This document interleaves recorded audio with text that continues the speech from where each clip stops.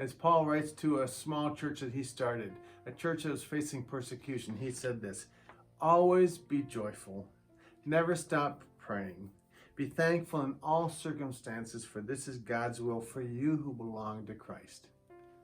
Several years ago, we were mountain biking in the Colorado Rockies with a youth group. Kids were being ejected. They were hitting everything they could, and they were falling off their bikes, and eventually the guide said, okay, you have to change your focus. You can't look down at the path, you have to look ahead, and your body will adjust. We are in a bumpy, rocky road right now. And it's our natural tendency to look inside and look down and try to figure out what the next step is.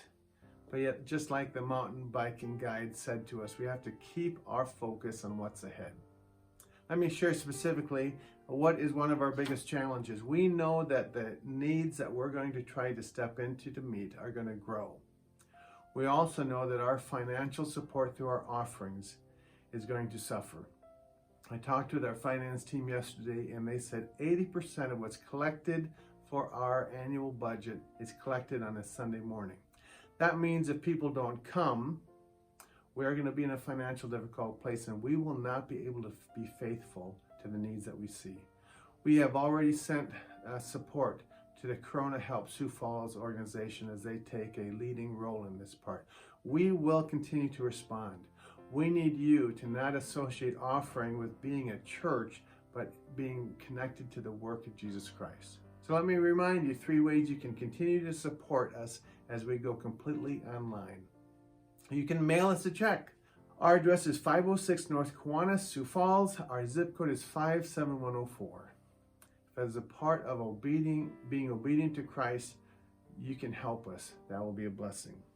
You can take a long-term view of looking at finances as Denise and I have. We have our offering taken out of our account and put directly into the points account through a process called ACH.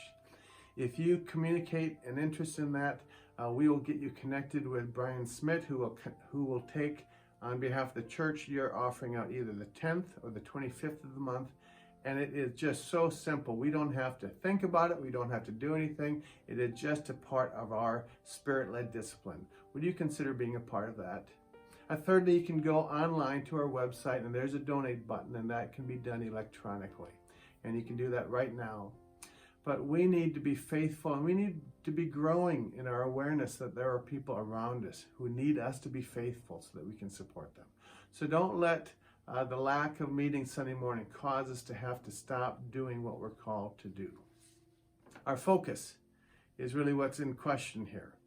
And just like in mountain biking, we need to look out and not just look in. This morning in the Argus Leader, Father John Landsberger reminded us in that little pastor's column that giving is the final and most important part of the Lenten preparation. We are in the season of Lent. We're moving towards Easter. Let us be faithful in Jesus' teaching and example to be a generous people.